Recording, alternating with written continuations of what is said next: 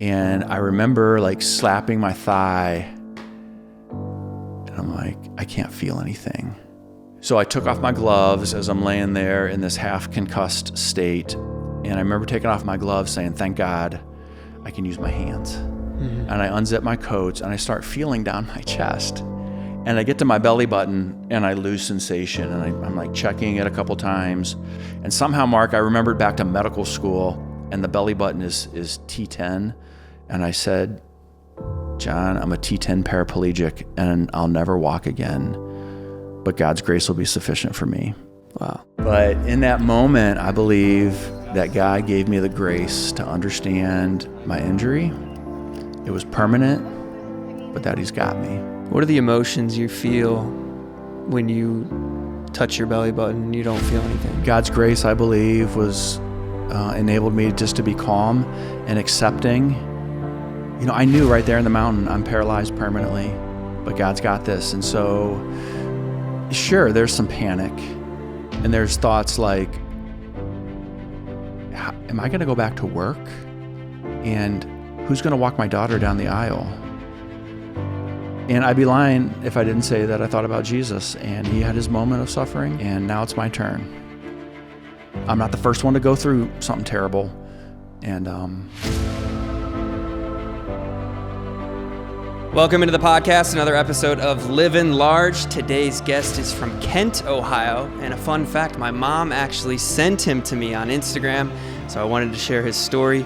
Welcome to the show, Dr. Jason Kolb. Yeah, well said. And thanks, Mark. I'm really honored to be here, and I mean that sincerely. I don't think I'm your typical guest. You're a very unique guest. Okay. And as I get back to Ohio, I'm really excited to have guests on like you with interesting stories. You're a man of faith. You're a doctor. And a paraplegic. Is that what it is? Paraplegic? Yeah. What's the difference between paraplegic and quadriplegic? So quadriplegics have injuries of their neck, and they have disability of their arms and legs. Okay. Mine is right about the level of the belly button, T10 or thoracic 10. So it's just from there down. We'll get into that a little bit later, but I want to start and get a little bit of backstory on you because you are a doctor. What was your upbringing? You grew up in Ohio? Yeah, I grew up right here, Northeast Ohio. Got one brother, great parents, great childhood.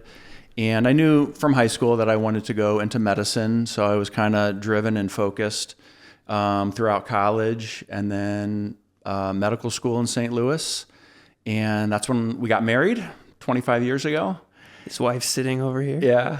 And then I came back to Akron, Ohio. I did a residency in emergency medicine. And for about 20 years, I practiced clinical emergency medicine. What is emergency medicine? So those are the physicians that work exclusively in the hospital emergency department. And kind of our mantra is any patient, anytime, any reason. Okay. So if you come to the front window and you say, I want to be seen by a doctor, you're seen by a doctor or physician assistant or nurse practitioner. But is it specifically focused on medicine, or is it focused on like emergency room? Yeah, so we work in the emergency room, and so I'll see anything from a 2-day-old with a rash to a 100-year-old that's coughing and short of breath, and everything in between. So appendicitis and stomach flu and COVID and poison ivy, and actually a lot of psychiatric complaints and a lot of substance abuse complaints in the emergency department. Is that common in Ohio, the substance abuse? Because I think I saw something about Ohio being like one of the leaders in fentanyl use. Absolutely. It's huge. The whole opioid crisis is really a fascinating history. Started in the late 90s in the southern Ohio, down on the Ohio River. So northern Kentucky, West Virginia, and Ohio were hit hardest first. And of course, it's grown nationwide since then. But Northeast Ohio is hit particularly hard. Cleveland, Akron, Canton, a lot of fentanyl and a lot of methamphetamine. Are a lot of people getting hooked on fentanyl, or are they getting hooked on like whatever, cocaine or something else, and it's mixed with fentanyl? It's both, and that's a good question. That's good insight. So patient, or for me, I guess it's patients or users are buying what they think might be methamphetamine, but the dealers are probably cutting it with some fentanyl, because fentanyl has that extreme addictive property where if you don't use for 12 hours, you get sick. Okay. Now, methamphetamine is a terrible drug, but it doesn't have that same physiological addiction. So almost everybody who thinks they're using just meth, they're getting fentanyl. And it's very dangerous too, because fentanyl will kill you in 15 minutes. How can people that use fentanyl knowingly, because I lived in LA for the last 9 years. Right. And I would walk outside my apartment and there was one instance, I was going to the grocery store. I drive out my garage and I see a guy slumped in that, I don't know what they call it, that position. You know what I'm talking there's about? a term. It's like the fentanyl fade or the fentanyl bend. They're like bent like 180 degrees at the waist. So I go to the grocery store, I come back about 30 minutes later, still stuck right there. Yeah. But then I had a girl on my podcast, her brother took what he thought was Xanax. Yeah. It was mixed with fentanyl. Yeah. And she told me on the podcast that just even like a grain of salt of fentanyl will kill you. So how does that grain of salt kill someone who takes a Xanax, but other people are taking fentanyl? How does that work? Well, like all addictive substances, you can build a tolerance to it. So like maybe alcohol would be an example. I mean, I would treat alcoholics in the emergency department that were drinking 30 beers a day, and they were like functioning and talking to me. They weren't drunk? Well, they were drunk, but they might have an alcohol level of 0.35, and they were talking, whereas other people who don't normally drink, if they were at 0.35, would be comatose. Right. So the body builds up a tolerance to it. So some people, the longer you use, the more and more you need to get the same effect. So does that make sense? Yeah. Let's talk about addiction a little bit, because my brother's a little naive to it. Okay. And I even asked him yesterday, because I do Zins and I don't want to do them anymore. So he used to chew like a tin of tobacco a day, like whatever, dip, you know what I'm talking about. Mm-hmm.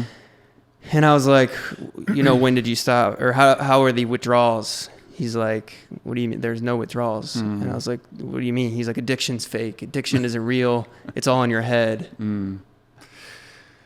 So some people are more susceptible to the physical effects of substances than others. So for instance, and these are broad generalizations, they're not meant to be stereotypes, but within the Asian population, there is less alcoholism. And here's why. In general, Asian population, they're less likely to have a certain enzyme that breaks down alcohol so your body can get rid of it. So the alcohol builds up into their system, and that toxic chemical that causes a hangover in that population that doesn't have that enzyme, is that they get terrible hangovers. Okay. So they may like many party in college, they don't drink all that much and they get terribly sick. And they're like, no thanks, I'm not doing that ever again. Whereas another person who has plenty of that enzyme, they're maybe abusing alcohol and they barely get sick at all. So, in addition to emergency medicine, Mark, I treated addiction patients for 4 years, and I was so humbled because I would sit across the desk from these patients addicted to opioids, and I thought, but for the grace of God go I. Because I know their DNA is different, and they have a susceptibility to opioids and to addiction that I didn't have. Because almost all of my patients, in my experience, started their addiction with a legitimate exposure.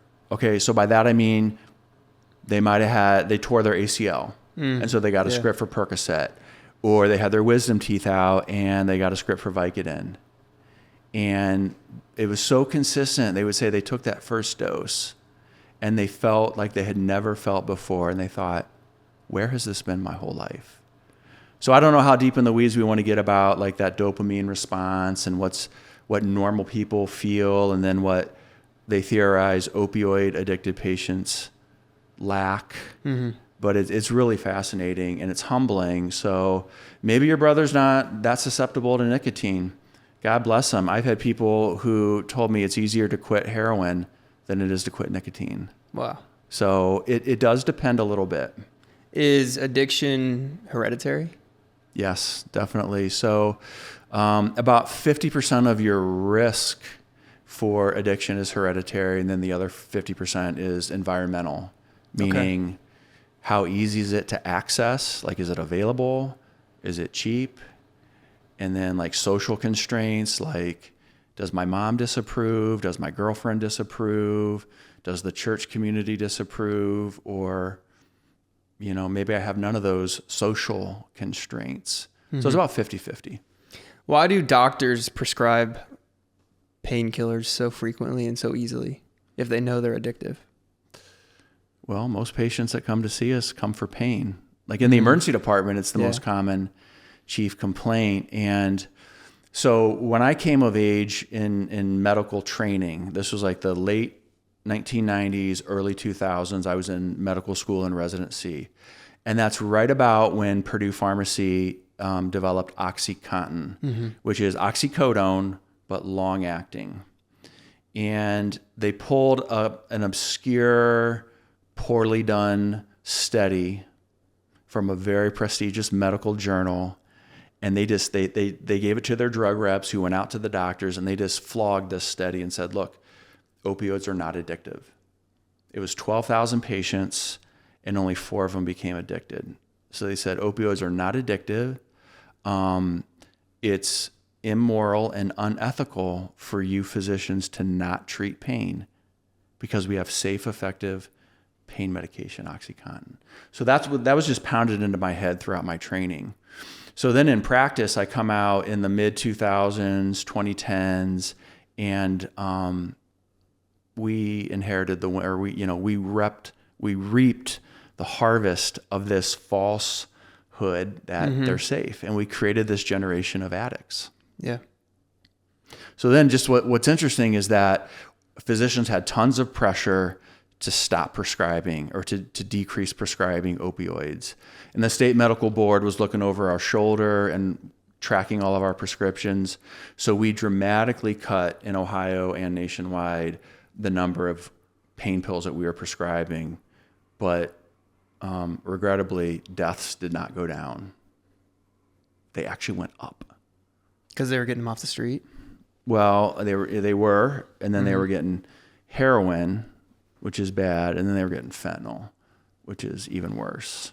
When did fentanyl come on the scene? Fentanyl's been around for a long time. It's used in the hospital all the time. I would use it, if not every day, several times a week for my patients in severe pain. I received fentanyl, and I'm grateful for it, but it really became popular there's no heroin anymore, at least not in Ohio. It's hard to get heroin because heroin is cultivated from the opium plant. And like all plants, it has to grow. It has to be planted. It has to be watered. It needs sunshine. It needs weeded. It needs time. And then it's got to be harvested and dried, and it takes a long time. Fentanyl, you can have a chemist in a warehouse. It's synthetic. It's completely synthetic. So as the pills went down and heroin was harder to get, and most of the heroin in the entire world comes out of Afghanistan, and the United States has an interesting history of kind of destroying those crops. I think with good intentions, but fentanyl took its place. And so I would say when it really became popular in Ohio, maybe the past 5, 6, 7 years, it's all fentanyl. I see very little heroin anymore. How do you feel about Big Pharma? Because based on what you were saying, you're being told by Purdue Medicine that this is what people need. And it's essentially, to me, it sounds like they're brainwashing doctors. Well, I'm torn with Big Pharma because I'm grateful for the medications and devices that they've developed.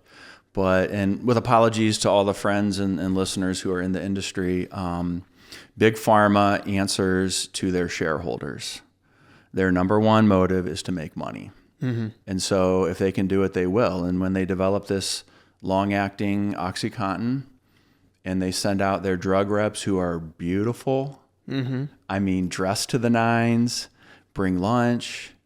I played Firestone Country Club, courtesy of them. They never took me to the Super Bowl. I wasn't that big of a prescriber, but it was very attractive to spend time with the pharmaceutical reps and then prescribe. So, yeah, Pharma, I have mixed feelings about them. Did you see firsthand the addictions that were going on? Oh, yeah. Because I watched the entire Purdue Netflix show. Yeah. I binged it in one day. Yeah. It was phenomenal, but it's interesting because you see these pretty girls, and I think a lot of it was in Ohio, like Columbus, Ohio State. These girls go to college, they go schmooze the doctor into prescribing stuff, and then you see the other side of the people struggling with the addiction. They're breaking into pharmacies, they're stealing things. Yeah. Did you guys see that firsthand? Oh, sure, because when the addicted patient reaches their point of desperation, they come to the ER. And then they may manufacture or make up a complaint like, my back hurts, I have a headache, I've tried everything, I've tried Tylenol, I've tried ibuprofen. And so they basically would beg and harass and demand opioids. And so we saw that all the time, especially in the late 2000s, early 2010s. We were getting a lot of traffic in the ER. And Mark, what the listeners may not know who don't have experience with opioids is that the withdrawal is brutal. And every patient who's addicted or dependent on opioids is terrified of going through withdrawal. They will do anything to avoid withdrawal because they don't die, but they feel like they're going to die. And it lasts for like 3 days. Mm-hmm. So it was so consistent and fascinating and tragic, you know. They would start using opioids. They felt great, euphoria, energy. Socially, they were like, I can talk to girls now. I'm extroverted. I've never felt this way before. So it was a party for a while. Mm-hmm. And then they realized, like, if they didn't use, they could barely function. And then their life becomes 100%, all they're trying to do is to avoid withdrawal. And so they're running around all over Ohio trying to find money to get their next dose so they're not dope sick or withdrawal sick. And it's terrible. It's tragic. What would you say is the most common drug of choice today? That's a good question. The most psychoactive used substance in the world is caffeine. Oh, yeah. I had some this morning. Yeah, me too. I'm caffeinated up. It's an interesting question. You know, probably nicotine and alcohol are 1 and 2, but marijuana is super common. I think it's legal in Ohio for recreation now, and it soon will be almost across the whole nation. It will become very common. So when you legalize something, use is going to go up. Mm-hmm. Because it's that access and that kind of social acceptance. Well, if it's legal, it's got to be moral type thing. So use will go up, but fentanyl and methamphetamine are probably the 2 worst that we see, at least in Northeast Ohio. Yeah, I would say consistent across at least Los Angeles. Yeah, what was it like in LA? What was the drug scene like there? If you know, what have you heard? I mean, on the streets, it looked like fentanyl to me. Yeah. Just based on seeing how those people were acting. But in the party scene, I mean, you got people doing cocaine, 2C, Molly, ecstasy, a lot of ketamine out in Los Angeles. Yeah, that's so interesting that ketamine is becoming so popular. So again, ketamine is a wonderful drug. I use it in the hospital probably a couple times a month for sedation. Like if someone has a dislocated shoulder and you need to knock them out for 10 minutes. Mm-hmm. And it's used in the operating room, and it's been around forever. But people don't like ketamine in the hospital. They wake up with bad hallucinations, bad dreams, and vomiting. So it just has surprised me that it's a party drug. I rarely saw anybody that was abusing or addicted to ketamine in Northeast Ohio, but it does seem to be increasing in popularity. It's what caused Matthew Perry's death. Really? Yeah. Okay. Pretty clearly. His level was just absurdly high in his bloodstream. Was he using it recreationally? He must have been, and I'm not picking on him. I don't know him, of course, but ketamine is used for depression. Okay. In a medical office, it's given as a nasal spray or an injection. Okay. It's used for PTSD, and there's actually some reasonable evidence that it helps those conditions. Somehow there's this black market or internet market whereby people can buy it from, say, Canada or something. Mm-hmm. I don't know. I'm not super familiar with the physician-prescribed ketamine clinic, but we do use it in the emergency department. I had a girl on the podcast. She did, I want to get into this a little bit and see your perspective on it. She did ketamine therapy. She said it was amazing, helped her with her depression. And then she did ayahuasca. Have you heard about ayahuasca? I'm not familiar with that. Ayahuasca, I mean, I'm not super, I thought you would know, not super educated on it, but basically you go to like a shaman and you drink this ayahuasca, and it's a hallucinogenic. I think people vomit. They have this out of body experience. It's like plant-based medicine or whatever. I thought you'd be able to tell me more about that. I'll have to research it and get back to you. Yeah.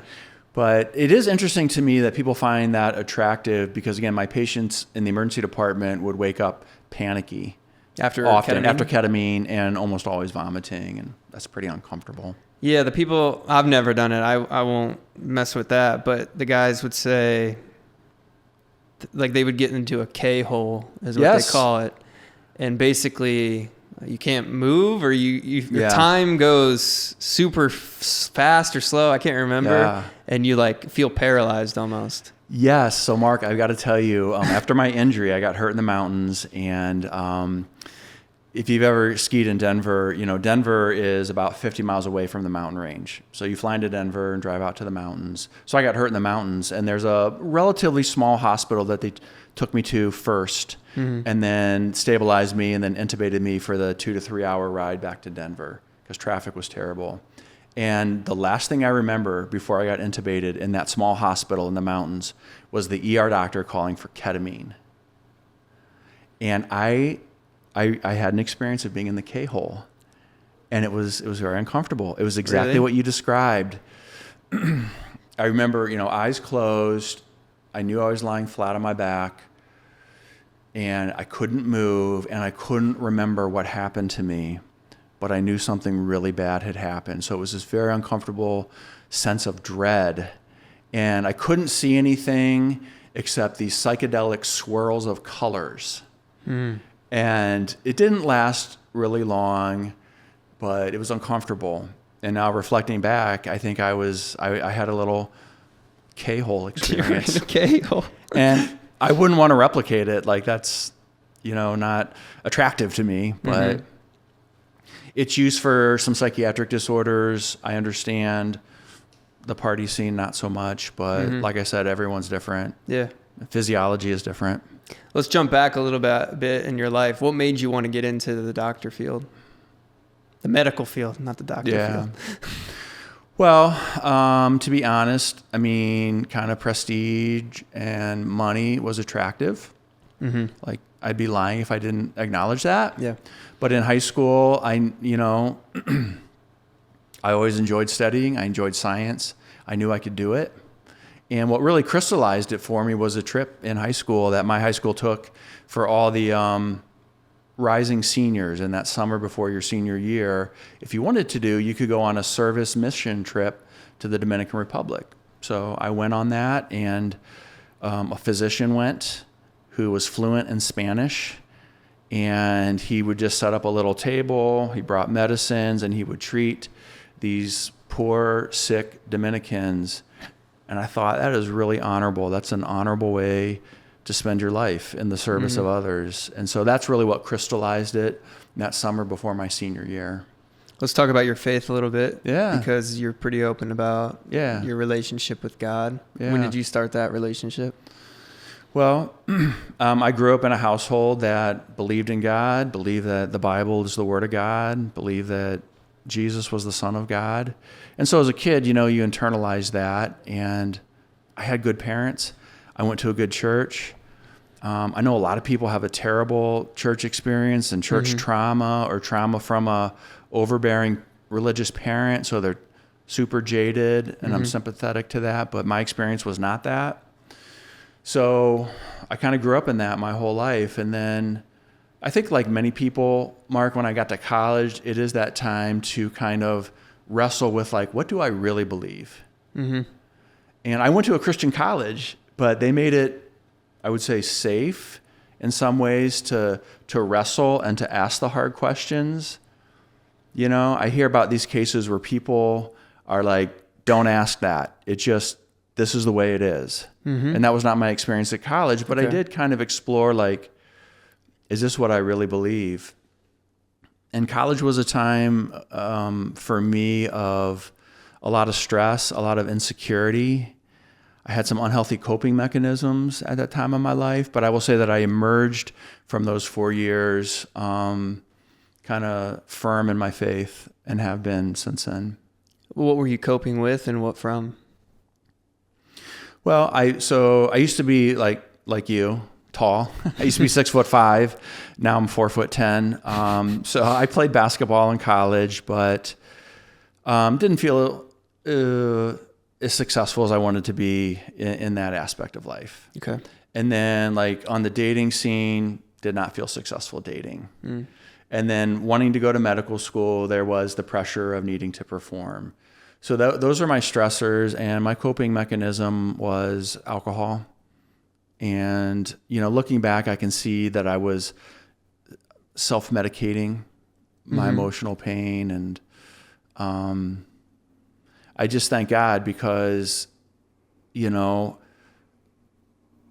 why didn't I get addicted to alcohol and become a problem user of alcohol like people in my family have and friends have? I mean, I was able to stop and able to moderate it and don't need it anymore. But one of the guys that I hung out with out of our group of 8 or 10 couldn't stop. Why wasn't that me? So that's kind of why I have this humility towards these patients who can be very difficult in the emergency department to work with, to try to treat. And society in many ways marginalizes them, the addicted patient. But then Jesus calls us to take care of the least of these. He says, when you do that, it's a service unto me. So we're called to take care of the least of these, and that addicted population certainly meets that description. I feel like a lot of people, at least when I look at my life, of course I partied in high school, I partied in college, I partied when I got to LA. Yeah. But I never labeled partiers in college as like alcoholics, because that's like the social norm of like, that's what you do in college. You party, you go out with friends. Especially at OU, by the way. Yeah, we were the number one party school. It has that reputation. Yeah. Why do you think that is, that I guess you don't really treat socially addiction in college, like perception wise? Well, I mean, there's efforts to do that. Because if I look back, we were drinking almost every night, but I didn't think I had a problem. We were just partying, having fun. Right. And so that's an area for addiction medicine physicians and the addiction medicine world to try to start intervening and talking about problem drinking, because it does, there are many people that can stop. But in the meantime, there's a lot of harm, even while intoxicated, from like, car crashes, assaults, sexual assaults, theft, falls. Mark, you wouldn't believe the number of patients I would see in the emergency department, adults who, sprained their ankle at 4 p.m. in the afternoon and they were mowing the grass and they're intoxicated. So it contributes to a lot of other harms in addition to liver failure and that kind of stuff. And that's down the road. But in that immediate time, there's a lot of potential harm. So it is a social norm. The world of addiction medicine is trying to do some prevention and intervention even there on college campuses. Was there ever a point in college where you questioned your faith? Sure. What were your questions? Because I think we have a similar story. I grew up in the Catholic Church. My dad made me go to church every Sunday. I had to go to confession. I hated it. And then when I got to high school, I was introduced to, we had a teen life mass, and it was in the evening. You didn't have to dress up. It wasn't formal. They played like rock music, kind of Christian rock. Yeah, sure. It was more fun. Yeah. And I wanted to go to that. Yeah. And I had a good time. But then when I got to college, I didn't go to church anymore. Yeah. And the only times my family calls them creasters, Christmas and Easter. Yep. I became a creaster. Yeah. Because I started to have questions about things. Sure. And my dad couldn't answer them. And it was that's just the way it is. Like how you said, that's what it is. That's what you believe. My question is, so my dad raised me Catholic. Sure. but someone else got raised Jewish, someone else got raised Buddhist, someone else got raised Muslim. Why is my dad right? Why is my religion right? Yeah. Why is theirs wrong? Yeah. That's a great question, Mark. Don't all roads lead to heaven? Like, aren't the kind of the ethical teachings of Buddhism and Hinduism and Islam and Judaism and Christianity, aren't they all about the same?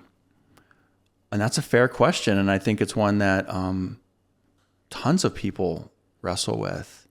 And I also so I'm going to answer that, or I'm going to try to answer that. I mean, I'm not going to tell you I'm going to wrap it up in a neat little box. Mm-hmm. But I had questions like, is this all really, real? I was a scientist, right, by training. And so there's this kind of this conflict between science and religion, which I think is a false conflict. But I grew up pretty conservative, and, how old is the earth? Is it 5 billion years old? Are we all the product of evolution? Is there really a God who created? So wrestled with all these types of questions. So Christianity makes the claim that it is exclusive.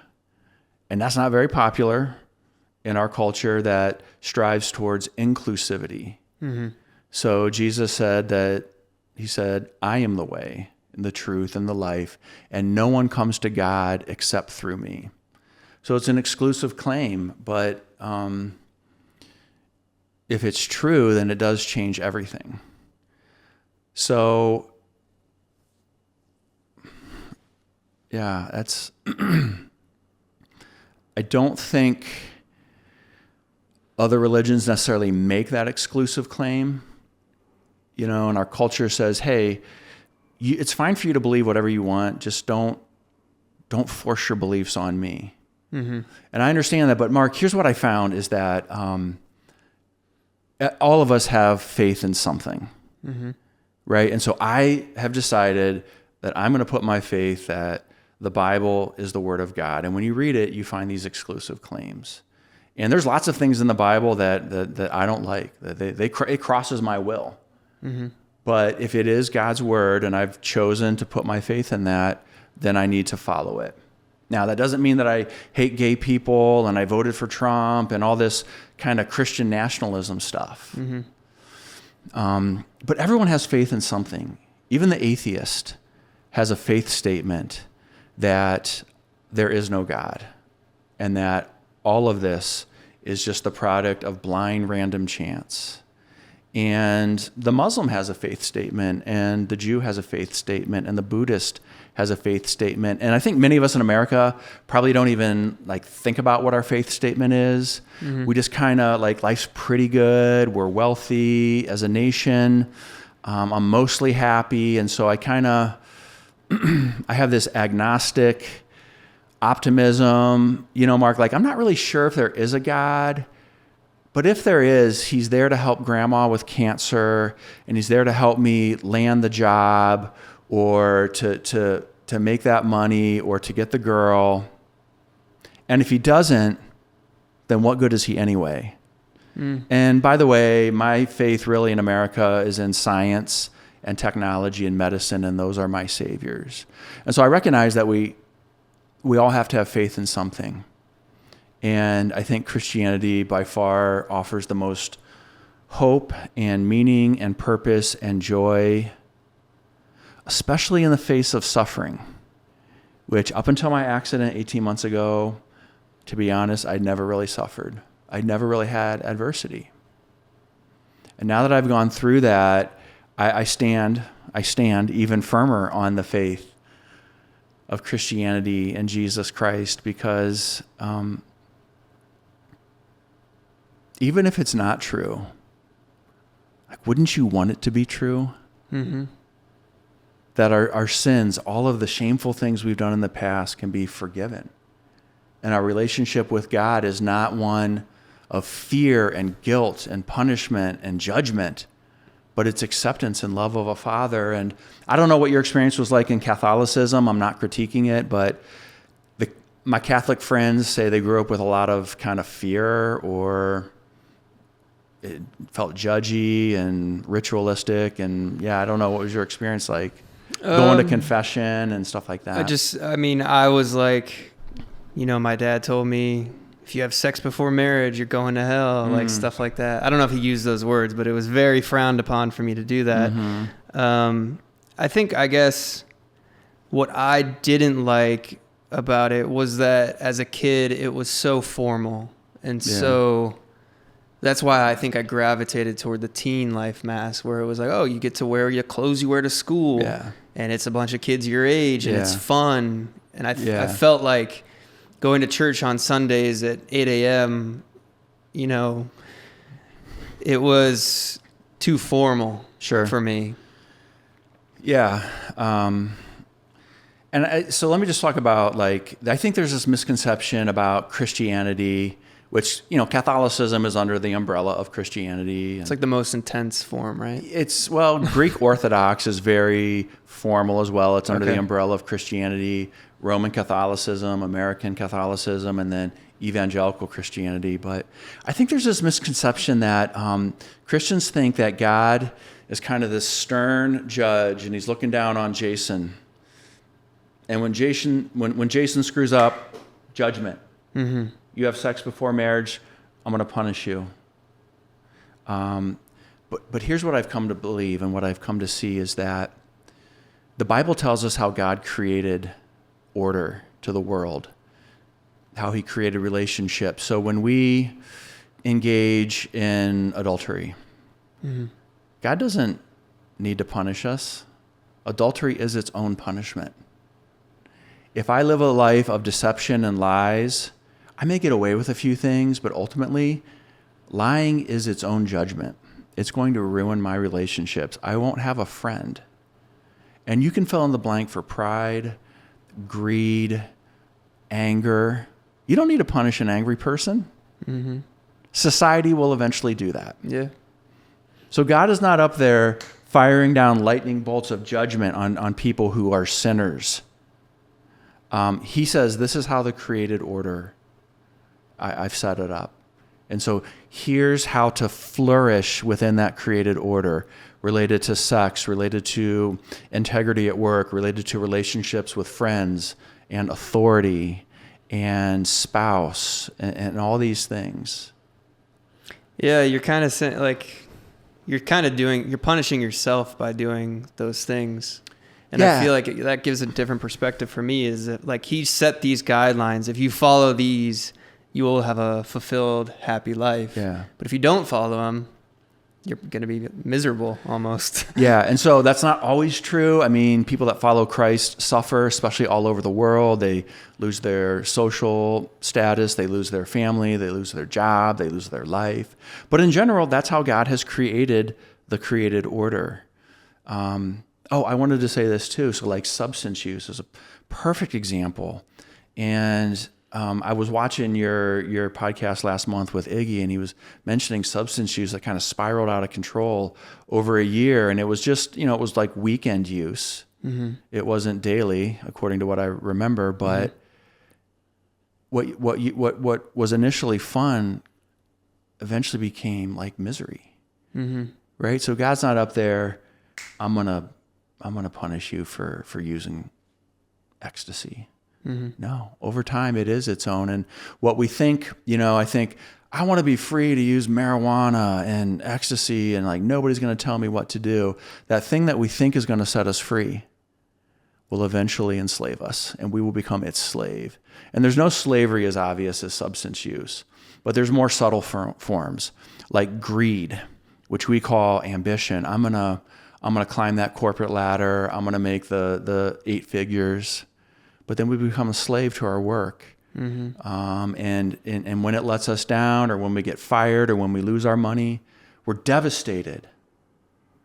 So not only do we have to have a firm foundation to understand, we all have to have a faith statement in something, but we need a firm foundation when all these things fall away. So maybe you experience this in LA. I've got a lot of friends in my peer group that are into like healthy eating and vigorous exercise. And man, I'm going to control my body. Mm-hmm. And, well, that's great until you slam into a mountain at 50 miles an hour. And then your body's like this. But even without this is like just kind of a metaphor of what's going to happen to us eventually. Like our bodies are going to break down. And we're not going to be thin and physically fit. I mean, whatever we idolize will ultimately disappoint us, whether it's money, success, sex, substances, they're going to let us down. And so I believe to the bottom of my heart that the only firm foundation is a relationship with God. And I believe that God revealed himself most fully in Jesus. So I'm not saying that Buddhism doesn't have truth. There's a lot of truth within Buddhism. It just doesn't have the ultimate revealed truth. And there's a lot of truth in Judaism, and there's a lot of truth in Islam. But I say gently that I believe the ultimate truth is in Jesus. And so he is the only way. Why do you think there's so many religious wars if we all want peace? Man, that's a great question. I mean, there's wars right now, Israel, and because we're sinners, because we're selfish, we're self-centered, and there's no one as vigorous as a religious fanatic. And I mean, we see that in the United States, and I mean, it doesn't matter what side of the issue that you're on, people are fanatical when they have that religious conviction that women's reproductive rights are sacred versus abortion is murder. And those are both really religious statements, I think. And so when you have that, God is on my side, I can't be wrong. It's dangerous. It's dangerous. It's dangerous to drape the American flag over the cross of Christ, because then your armies can do no wrong. So yeah, it's a sad commentary on the human condition. It's funny because I had an episode with my dad, and I said, we essentially got on the topic of, why can't we all just get along and everybody come to terms and compromise, right? And then I said to him, well, then why don't you allow abortion? And he's like, well, no, that's not going to happen. And I go, there you are. You're not compromising, because if they want it, then they should be able to have it. Right. And you're not compromising. Well, that's murder. Yeah. So it's kind of, you get into those issues. Yeah. And people won't compromise. Yeah. Try this little thought experiment. I mean, there's a lot of kind of, I'm not interested in a God who judges. I could never believe in a God who sends people to hell. I believe in a loving God. Okay, I understand that sentiment. But if we really think about it, we don't want a God who doesn't judge. Because pick your evil, human trafficking. We want judgment on that. That is evil. And if we had a God who just said, oh, shucks, I mean, these guys are just trying to make a living. And quite frankly, they're more powerful than these women that they're trafficking. So the fittest survive. No, we wouldn't want a God like that. We wouldn't respect a God like that.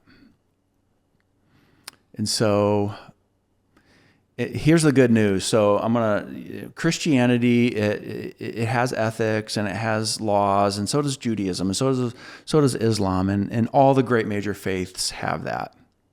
And if you're just looking for an ethical system to live your life by, pick any one of them. They're all pretty good.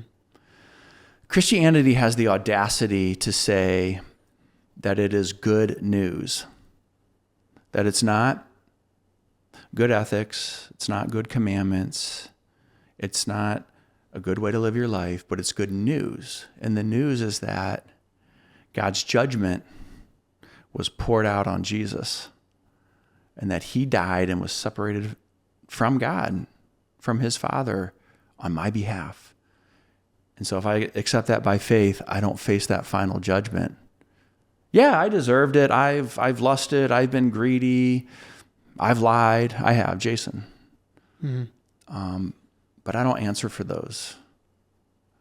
So that's the audacious claim that Christianity makes. And once you receive that by faith, just you want to live a moral life, but we're not like striving to get myself all cleaned up and ready to salute God. Here I am, I'm perfect. I've been sober for 6 months, and I volunteered at the dog shelter, and God, I'm worthy now. No, man, we're all unworthy. We're all unworthy. This is me just playing devil's advocate. Yeah, please. So you see the news in the media today, how they make up lies, make up stories, tons of stuff is made up. How can you believe a book that was written thousands of years ago and not think some of it was made up? Yeah. By faith, I choose to. So, I mean, if you want to look at the science and the historicity of the Bible, it stacks up very, very well to any ancient document. So, like, the documentation that Jesus lived is far better than the documentation that, say, Alexander the Great lived, right? It's far more reliable. As far as what we call the Old Testament, the Jewish scriptures, the scribes were extremely detailed and fastidious as they copied these scrolls for hundreds and thousands of years. And so we can be confident that the stories changed essentially not at all from when they were first written. With the New Testament scriptures, there's just thousands and thousands and thousands of scrolls and fragments that have been found. And the consistency is remarkable. It's not 100% from the earliest manuscripts. But let me ask you this. If you were to make the answer to your question is it's by faith. I can't prove it. I'm not going to reason by logic, a formula, anyone into faith. So I accept it by faith. But if you were going to make up a religion, would you have your leader executed like a common criminal, like Jesus was? Or would you have him be a hero who rides off into the sunset? And if you were going to make up a religion, would you have one of the founding fathers of the church, the Catholic Church, Peter, one of his disciples, from whom all the popes are descended, if not literally, then figuratively? Would you have Peter be such a loser? Would you make that up? I mean, Peter was a bum. On the night Jesus died, he denied him, and he called down curses on myself. I don't know this man, because he was afraid. But Jesus restored him. I mean, you wouldn't make your heroes like the so-called heroes of the Bible. I mean, they're all these flawed men, mostly. The women, by and large, do much better than the men, but like King David, the greatest king of Israel, he was a bum. He committed adultery. He committed murder. And yet God said, this man is a man who chases after my own heart. So I get the point about fairy tales. But I don't think you would make up a fairy tale like the stories in the Bible. They're way too embarrassing for the heroes. And I'll acknowledge this too. The miracles are tough, right? So I'm a physician, and I don't see paraplegics get up and walk. Now, we've all seen the stories of people who have spinal cord injury, and with American optimism and grit and given 110%, they do walk. But I'll just explain that because I didn't even understand this, but those are people who have a partial spinal cord injury. So their injury is like a severe bruise. But say maybe over 6 weeks it heals. And when I was in Denver doing rehabilitation for 2 months, I saw those people come in quadriplegic in a motorized wheelchair, and 6 weeks later walk out without a cane. And I celebrated for them, and I was so happy for them. But their injury was not complete. My injury was complete, spinal cord completely damaged, no chance of repair. So, I believe God can do anything. And people prayed for me for a complete healing, and I honor those prayers. But I don't think that this side of heaven that I'm going to walk again. But if there is a creator who created all of this, it would be nothing for him to restore a broken body. Because the Bible teaches that in the very beginning, our bodies were never meant to die. They were perfect. We weren't meant to have disease. We weren't meant to have broken relationships. But because Adam and Eve sinned and they ate from the tree that they weren't supposed to eat from, that sin cursed everything, including our bodies that break down, including our relationships that break down with one another, and including our relationship with God that broke down. But he made a way to heal that relationship. And one day our bodies will be healed. That's the promise of the Bible. So this has been like a sermon. Yeah, I'm enjoying it. Preaching. Yeah. But these are great questions, and they're fair, and I don't want to come across like, I got an answer for everything. This is simple. There's some things I just don't know, and I just receive them by faith. But it's a reasonable faith, and for me, it's a better faith than atheism. I mean, if I don't believe in God at all, how do I understand my suffering? Like, there's no point to this. If there's no God, there is no point in this. There's no redemption. And that's really depressing. Let's talk about your accident. Walk me through that day. Are you a skier? Snowboard. Okay. You ever board out west? Never, no, but I did the Swiss Alps. Okay. Yeah. Very similar. So I've been skiing since I was a kid. And, when you learn things as a kid, you just kind of naturally pick them up. And so I skied throughout adulthood. I love to do it. And for about 10 years, I was part of this group of guys from church that would go on a long weekend getaway to the mountains of Colorado. We'd go to Copper Mountain. And so January 29th, 2023, it's a Sunday. And believe it or not, I'm one of the youngest guys on this ski trip. About 10 or 12 of us go. So I was with two other friends, young guys, and we were skiing some of the more aggressive stuff, just the three of us. And it was right before lunchtime. And the mountains, did you grow up skiing or boarding at Boston Mills? Yeah. So 200 feet of vertical. These places have 3,500 feet of vertical. Right. And the trail from the peak is about 2 miles down. And so, we would ski a couple minutes, stop, catch our breath, get our group together, ski the next leg. And we were at our final stop, and I could see the lift that we were going to. It was down and to the left. And I wasn't super familiar with the trail that we were about to ski, but I had skied it maybe 30 minutes prior. And it was insanely steep, and it was groomed, so there were no moguls. And visibility was good. And there was hardly anyone on this mountain in front of me. And so foolishly, I had said to my friend John, I have this app that tracks my speed and my vertical feet and my time on the mountain. And I said, John, it's a good time to get my top speed, which I had hit like 50 miles an hour. Dang. So I did. Caleb went first, I went second, John went behind me, and I'm just big carved turns going really fast. And as I got to the bottom of the hill, I kind of tucked, like I'm a downhill Olympic skier to really get speed. And I made that left-hand turn, and I knew to go back to the lift, you go underneath the lift and into the line. But for some reason, as I was going over these gentle hills, but I couldn't quite see over them, I crested one of these gentle hills and turned off to the right. And I think what I was thinking is that I could go a different way back to the lift. I don't really remember. But as I crested that hill, I saw too late that I had crested the hill of about a 20-foot drop down to where they had done a man-made tubing hill for the kids and families. So they just cut it out of the mountain. And I guess it's like a car accident. Like, it was a fraction of a second, but things kind of slowed down. I crested this hill. I saw I was in deep trouble. I saw kids riding up the magic carpet with their tubes. I saw them all lined up, ready to go down these 6 tubing slots. And I thought, I'm gonna crush somebody. And it wasn't a 90-degree mark drop. It was like a very, very steep drop. And so what I remember, the last thing I remember is I tried to plant my skis really hard to stop.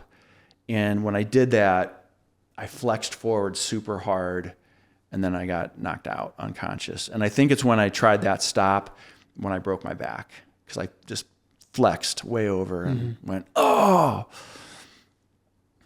So my friend John saw this happen. He knew I'd gone the wrong way. He skied around the long way, got to my side. I was unconscious for about a minute, kind of slowly emerged from this. Again, have you ever had a concussion? Not that I know of. Yeah, so knocked out, just woke up super confused. I can hear people. I've got this tunnel vision. People are talking. Again, I knew something bad had happened.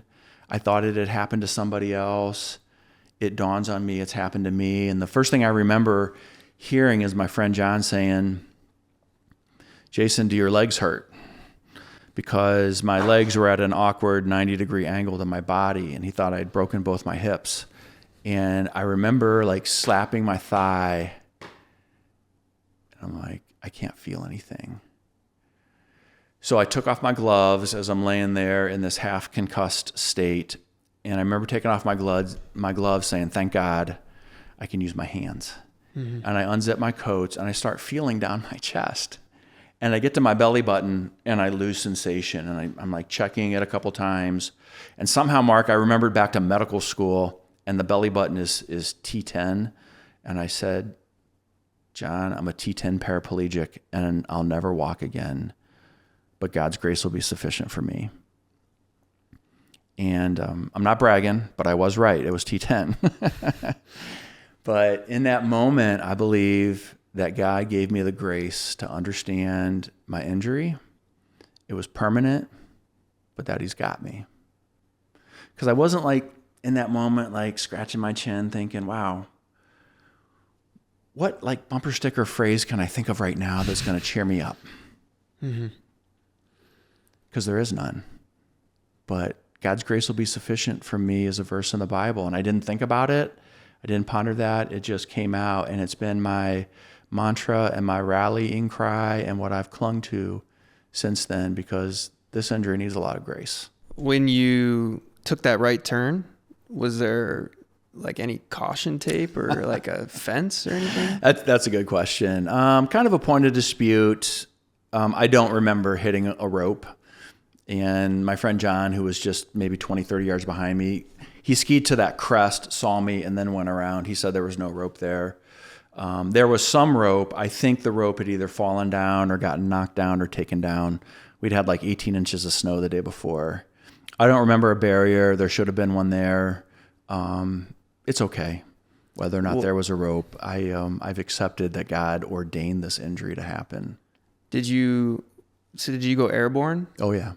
And how far did you? I don't know. I think from where I crested that hill to where I came to arrest had to have been 7,500 yards. Wow. I was going 53 miles an hour. My app confirmed. So, I mean, think how fast that is, and then tumbling and tumbling and tumbling. It was a long way. What are the emotions you feel when you touch your belly button and you don't feel anything? Right now? No, in that moment. Was it difficult for you? Because you seemed optimistic, or were you in shock? Yeah, well, both. Again, God's grace, I believe, was enabled me just to be calm and accepting. You know, I knew right there in the mountain, I'm paralyzed permanently, but God's got this. And so, sure, there's some panic, and there's thoughts like, am I going to go back to work? And who's going to walk my daughter down the aisle? And all these, I mean, it's a devastating injury. But in general, I was calm. I tried really hard to be a good patient because I've seen a lot of bad patients. I'm like, I'm going to be a good patient. But on the mountain there, the medics came, the ski patrol, and they were fabulous. But the neck collar they had for me was like a pediatric neck collar, and it choked me. And I'm like, guys, I can't breathe. And I took it off. And it turns out I had a lot of other injuries. So I broke 14 ribs, and my chest was collapsed and filling with blood, and I was getting really short of breath. And I'm not like super panicky, but I was like, John, please tell them to take me to a level 1 trauma center. And so again, I'm half concussed. And then in the ambulance, they gave me some fentanyl. And so, you know, my recollection is a little fuzzy. I don't remember a lot of distress. I kind of knew, and I thought, okay, we'll get through this. You know what I thought? I thought it's my turn. Yeah, I forgot to mention that. It's my turn to suffer. Because I was 49, I'd never really had adversity in my life. Not because I'm a great guy, but I had this beautiful family, 4 kids, a great marriage, good career. I hadn't had adversity. And I was laying there on the mountain. I thought, my brother, it's a long story, but he had been assaulted on Keystone Mountain 2 years earlier. And had a fracture of his arm, and he had a terrible time with that. So I thought about that. I thought about my dad, who in a jungle in Vietnam had his moment to suffer. He got shot in the arm, and he laid there all night, until they could get him out. And I thought about that. And I'd be lying if I didn't say that I thought about Jesus, and he had his moment of suffering, and now it's my turn. I'm not the first one to go through something terrible. And with God's help and the help of community and family, I'll get through this. So those are my thoughts. How do you look at this, such a tragic event, with such optimism? I have a firm foundation of my faith, and I may be wrong. I can't prove it to you, but my faith provides those resources. I said earlier, ordained, that's a real churchy word. It's like somewhere between, if there is a God who's all powerful, he can do anything, and he's all loving, then why did he let this happen to me? Like, that's probably a common question. Yeah, I was getting there. Why does God allow the earthquake and the human trafficking and the wars and all this stuff? To me, that's the hardest question. And I don't have a simple answer for it, but somewhere between God allowing it, like he set up the world, he wound up the clock, and he's letting it go like a disinterested clockmaker, to being over here where he controls every single thing. I feel like it's somewhere between he made it happen and he allowed it to happen. He ordained it. Because, again, I'm not trying to pat myself on the back, but I'm a good skier. I know my limits. I'm always thinking, where's the ice patch? Who's in front of me? If I get into trouble, how am I going to bail out? Where's the woods? And this rope being down, this kind of bizarre engineering scheme where they put a tubing hill at the bottom of a black diamond. All these things are just too crazy for it to have been random. So my faith allows me to see this through a lens of, God ordained this for me. I have no idea why. I would not have picked this life for my second half. But there has to be a purpose. I may see glimpses of that purpose. Maybe my purpose was to meet you. Maybe my purpose was just to have increased empathy for those who have chronic pain. I don't know. And I may never know. But just because I don't know doesn't mean there's not a purpose. So my worldview, my faith allows me to see that there's a purpose for this. And Mark, I got to tell you, there is so much joy on the other side of suffering. And so, I knew that. I'd read that in the Bible, and God will turn the ashes into beauty, and after nighttime, the morning comes. I knew that in my mind, but now I've experienced it in my heart. Like, I know it. I've experienced the joy of community. Just being surrounded by not even just the church community, but the school community, my neighborhood. They have taken care of us so well with meals for months. They remodeled my home so my bathroom and my floors. They bought a van for me so I can drive and be independent. And so just to be embraced by the community, there's such joy in that. And so that's how I suffer in community. I would say to any of the listeners, if you are suffering, and I know there's got to be many who are suffering, have suffered, or will suffer. It's coming for all of us. It's like death and taxes. You cannot avoid it. Do not suffer alone. Because when you suffer alone, it's multiplied. And when you suffer in community, your suffering is divided. And it's manageable. So, and I don't want to be Pollyannish either, like, oh, everything's rainbows and sunshines and puppies. I still cry from time to time. And there's days I'm pissed. And I want to stand up and walk. And I want to play golf. And it's a hassle. Nothing works from here down. So the listeners can fill in the blanks. Going to the bathroom is a pain. But God's grace has been sufficient. You mentioned that you were internally bleeding. Was there a chance at death? I never felt like, oh man, I'm going to die. But as I look back and I read my own medical records, which is a very eerie experience to read all this terrible stuff and then see my name. Mm-hmm. I was pretty sick. I was in physiological shock. My blood pressure was low. My oxygen was low. But I had great medical care, and then there are a lot of complications. So I had blood clot. Like about a week after my injury, I developed blood clots all over my legs, my lungs. I was on oxygen for a good month or 2 months and required oxygen. So, but the care I received was fantastic, and I'm so grateful.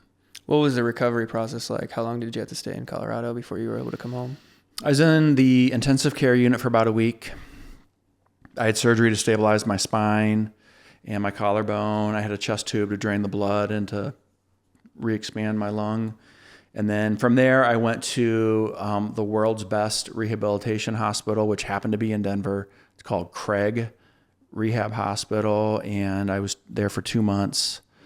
And I mean, with all these injuries, I couldn't roll over in bed without narcotics, without opioids. I mean, fentanyl or Dilaudid. And they have to roll me at least twice a day to check my skin. I couldn't get out of bed. They had this big sling contraption, mechanical on the wall they would put underneath me and lift me up and move me to my wheelchair. So it was a slow recovery. But I was there for 2 months, and then I would say, Mark, it took me about a year to feel like I'm physically back to as good as I'm going to get. But I'm old, of course. The younger guys recover a little quicker. Yeah. Damn, I can't imagine this. What was the emotional toll like on your family, your wife, your kids? How did they handle it?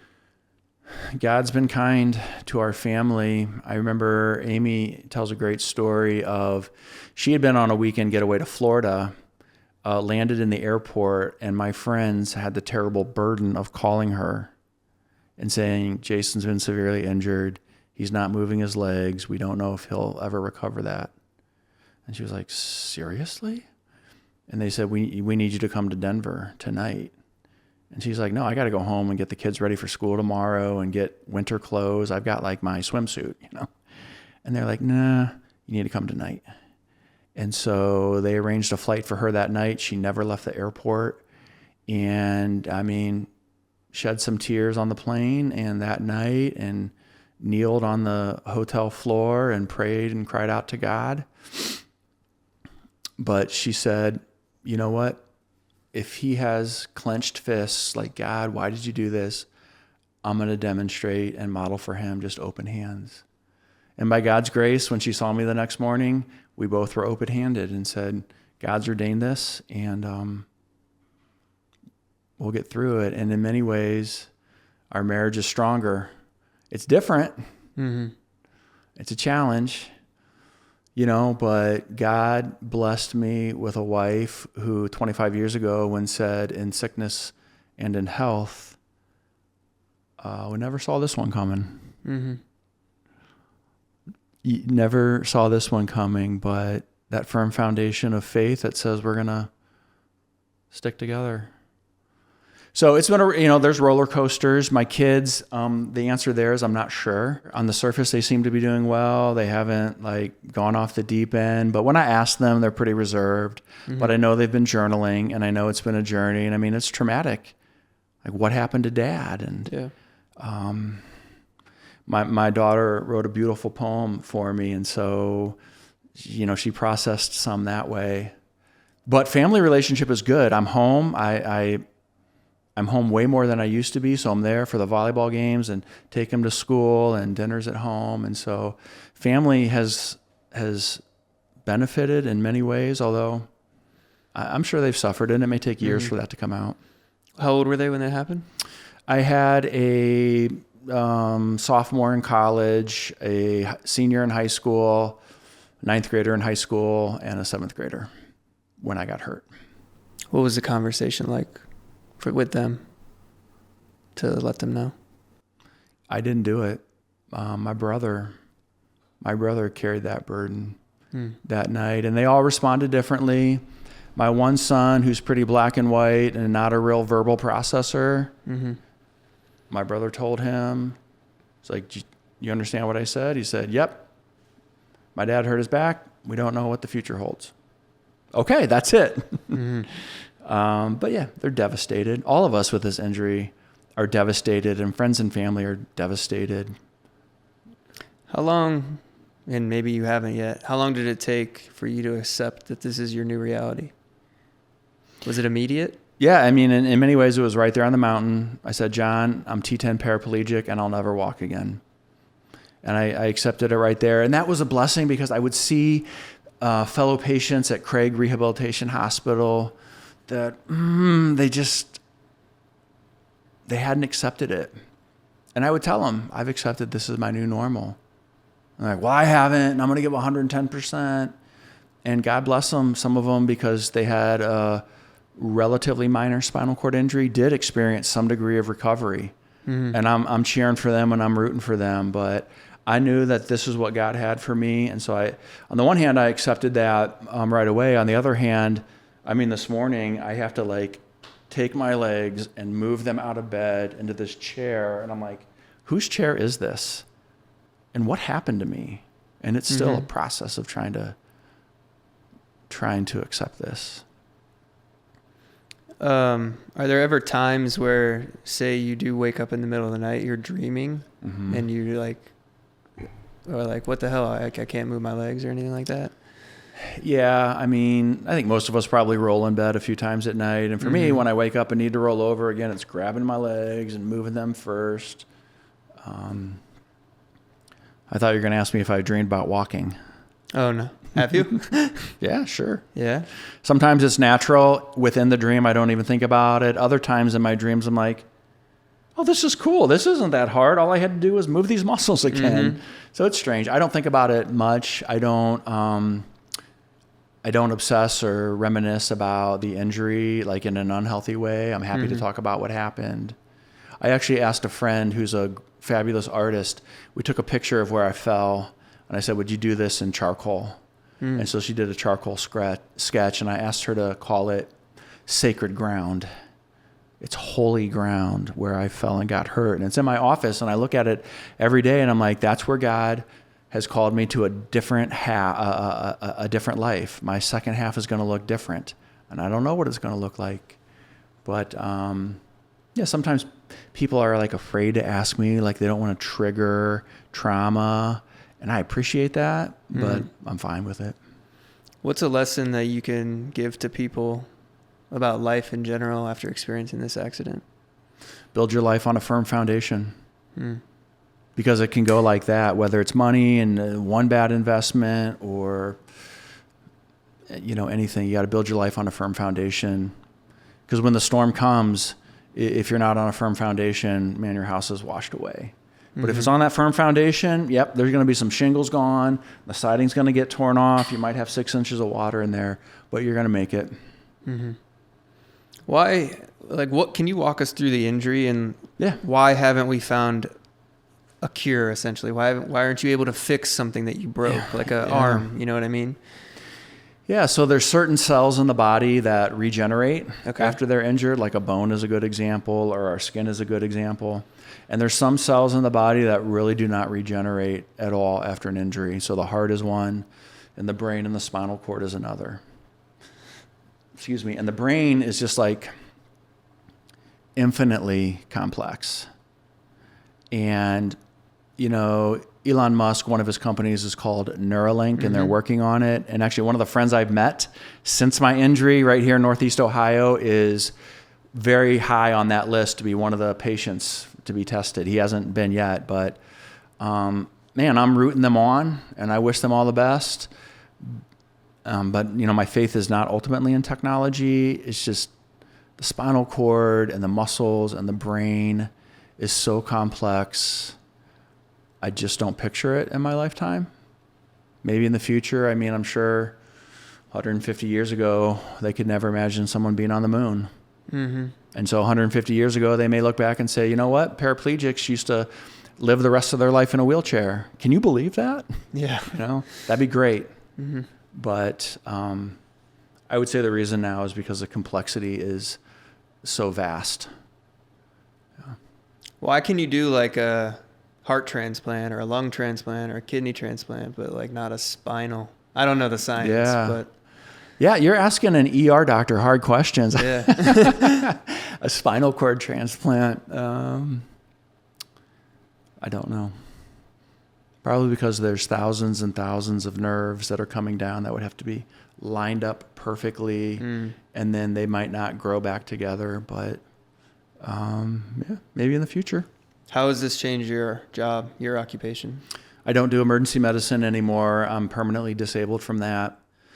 Which by is choice or by... I couldn't do it. Okay. Like the ER is so physically demanding, like to put someone's shoulder back in joint or to intubate somebody or to lean over somebody and do, I lose my core muscles, so I can't just do the physical exam and the procedures that are required.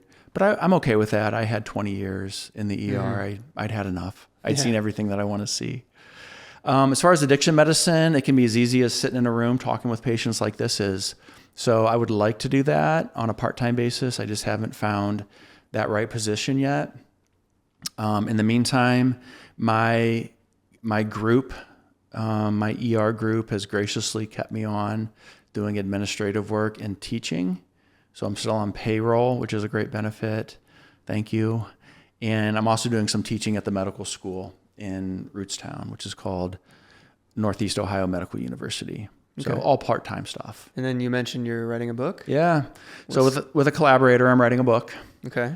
And it's, it's a story of my injury, and that's probably interesting for 2 chapters. What I really want to tell is the story of suffering. A lot of the stuff that we talked about here today. And within my story of injury and recovery and other just ski stories, weaving this thread of how do we find God's grace in the midst of suffering? So that's the goal, and it's way more daunting than I thought. I was totally naive, but I'm working on it, and I'd love to have it by early next year.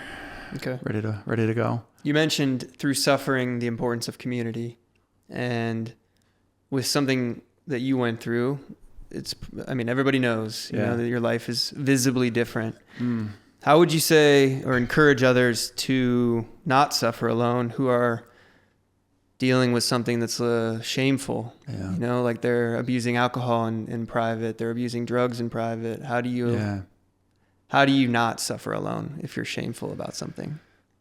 Yeah, that's a great question. My injury's obvious. It's not that shameful, except I was probably a little too aggressive. Other people suffer invisibly.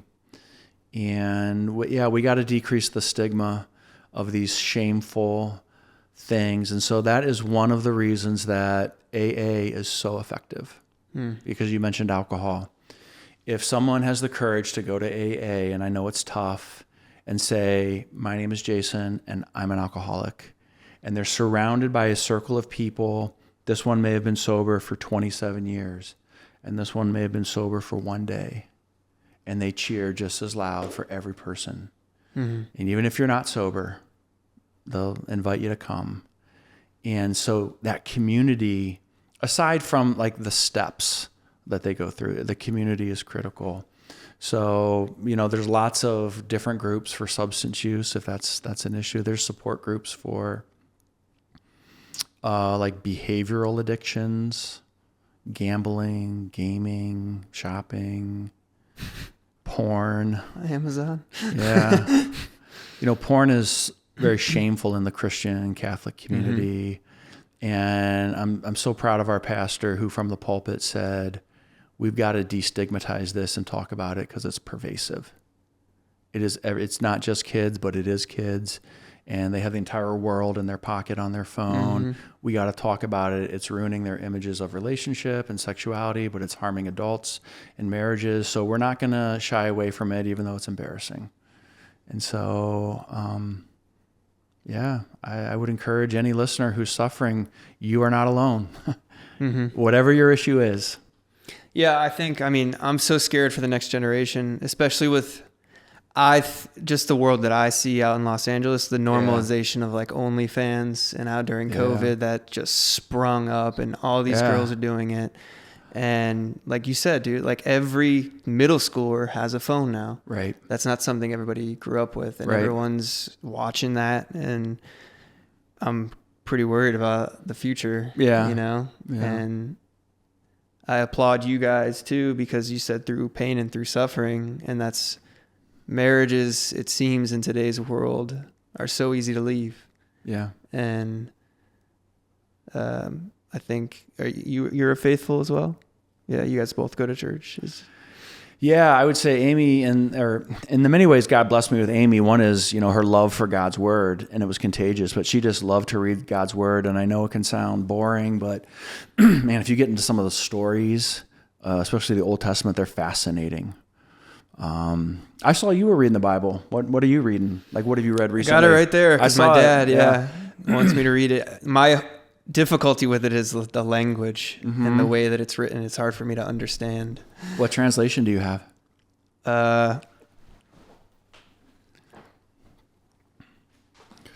So, the New Revised Standard Version. Yeah. And like, how do you know where to start? That's my question. Maybe you can help guide me. I would suggest, if you want to learn about the life of Jesus, read the book of Mark. You should be able to remember that. Yeah. It's how convenient. I know. Everybody read the book of Mark. 16 chapters, action-packed, not a lot of theology, not a lot of long teaching. It's like Jesus went here, then he went here, then he went here. And I think it's Mark chapter 2. There's a great story about the healing of the paralytic man, which has new meaning for me. So I would start there. The other thing I was thinking about maybe suggesting, in the Old Testament, it's called Ecclesiastes. That's a big word, but it was written by King Solomon, who was regarded as the wisest man of his time, the wisest man who ever lived. And it's written as a reflection on his life. And this guy tried everything. This guy would have fit in very well in, say, LA. He tried women. 1,000 women. He tried building projects and accomplishment. He had tried amassing gold and silver. He had tried wine, substances. And you know what his conclusion was? It's meaningless. It's meaningless. That's what he cries out. He did not find any meaning in any of those things. So it's a great read. It's very contemporary, even though it's 3,000 years old. Ecclesiastes in the Old Testament, I love it. I go to it all the time. And as far as the Gospels about the stories about Jesus, Mark is my favorite. It's very accessible. That's what I was named after. Yeah. I'm sure. You speak a lot about suffering, Jesus suffering, you suffering, your brother, your father. Why do you think it's so important for us to suffer in this life? Because I think, in a very strange way, it's God's gift to us, and not always. Some suffering is evil, and we should do everything in our power to stop it. So human trafficking, for instance. But God, I think, ordains some suffering in our life to show our helplessness, that we don't got it all together, that we need help. And that's not a very popular American concept. America is pull yourself up by your own bootstraps, just believe in yourself, kind of this Disney type theology. And God is like, no, we're all broken. And so we get glimpses of it. And in those moments of suffering is when we turn to him and experience his grace and his closeness. And he longs for a relationship with us as his created beings. So I think that's part of it. Part of it is it's because of our sin, right? So sometimes we suffer, like, sometimes let's say I'm abusing alcohol and I crash my car and I lose my license and I get hurt. Well, that's my own fault. Sometimes I suffer because of my own bad decisions. Let's say I'm intoxicated and I hit somebody. They suffer because of my bad decisions. but sometimes there is no identifiable source. And Jesus talked about all these things. But suffering can bring us closer to God. Some suffering was never meant to be. In fact, we were meant to live in the Garden of Eden and flourish in our relationships and in our bodies. And God created everything good. Mm-hmm. And his promise is that one day he will restore that. In the meantime, we suffer. Mm-hmm. And I guess I would say the last part of that answer is